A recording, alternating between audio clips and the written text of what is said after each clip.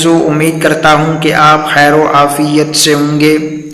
آج کی اس کلاس میں ہم مد لازم کی اقسام کے بارے میں پڑھیں گے کہ مد لازم کی اقسام کتنی ہیں اور کون کون سی ہیں۔ مد لازم کی اقسام 4 ہیں: مد لازم حرفی مثقل اور مد لازم حرفی مخفف اور مد لازم کلمی مثقل اور مد لازم کلمی مخفف۔ آج کی اس کلاس میں ہم مد لازم کلمی مثقل اور مد لازم کلمی مخفف کا قاعدہ پڑھیں گے۔ جیسا کہ آپ کو معلوم ہے کہ آج سے پہلے والی جو کلاس ہے اس میں ہم نے مد لازم مثقل اور مد لازم حرفی مخفف کا قاعدہ پڑھا ہے۔ اگر کسی نے ہماری وہ کلاس نہیں دیکھی تو سب سے پہلے اس کلاس کو دیکھیں تاکہ آج کی اس کلاس کے بارے میں آپ کو سمجھ آ جائے۔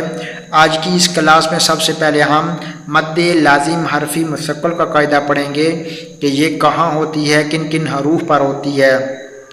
مد لازم حرفی مثقل جو ہے یہ وہاں پر ہوتی ہے جہاں پر تشدید ہوگی، یعنی جب بھی اس کا قاعدہ کچھ اس طرح سے ہے کہ جب حروف مدہ کے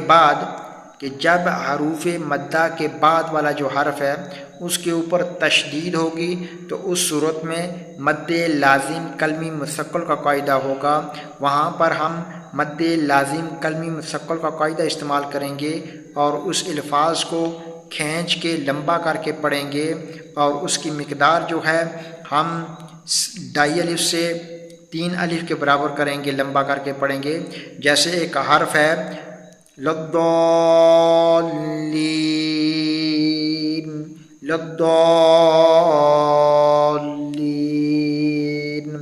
اب جو دالین لفظ ہے، اب دیکھیں الف مدہ ہے، الف مدہ کے بعد والا جو حرف ہے اس کے اوپر تشدید ہے اور تشدید ہونے کی وجہ سے اس مد کو ہم مد لازم کلمی مثقل کہتے ہیں۔ ہم نے قاعدہ پڑھا ہے اگر کلمے کے اندر حروف مدہ کے بعد سکون اصلی بالتشدید ہو تو اس صورت میں ہم اس الفاظ کے اوپر مد لازم حرفی مثقل کا قاعدہ استعمال کریں گے، اس کو لمبا کر کے پڑھیں گے، کھینچ کے پڑھیں گے۔ جیسے ایک اور الفاظ دیکھتے ہیں خاصاتن، اب جو خاصاتن لفظ ہے الف مدہ کے بعد والا جو حرف ہے اس کے اوپر تشدید ہے، یہاں پر بھی کلمی مثقل کا قاعدہ استعمال ہوگا۔ آگے لفظ ہے جیسے دیکھیں خافین،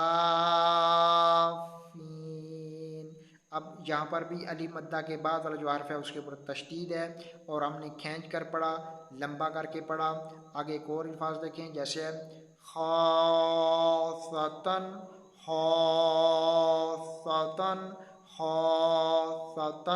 اب یہاں پر بھی ہم نے مد لازم کلمی مثقل کا قاعدہ استعمال کیا ہے۔ اب ہم آگے ایک اور قاعدہ دیکھتے ہیں، کلمی مخفف کا قاعدہ کیا ہے۔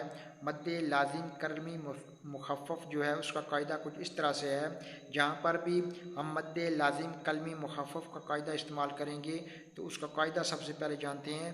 اگر کلمے کے اندر حروف مدہ کے بعد سکون اصلی بالجزم ہو تو وہاں پر ہم مد لازم کلمی مخفف کا قاعدہ استعمال کریں گے۔ اور جیسے ایک الفاظ دیکھتے ہیں، الفاظ ہے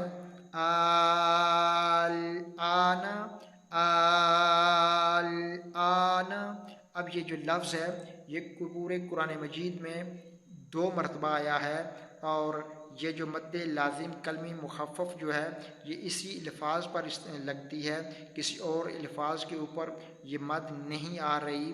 تو اب امید کرتا ہوں کہ آپ کو مد لازم کلمی مثقل اور مد لازم کلمی مخفف کا قاعدہ سمجھ میں آ گیا ہوگا۔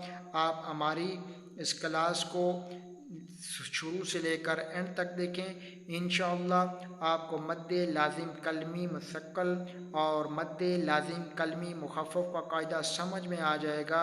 انشاءاللہ نیکسٹ کلاس میں ہم پھر حاضر ہوں گے، تب تک کے لیے ہمیں اجازت دیجیے۔ اللہ حافظ۔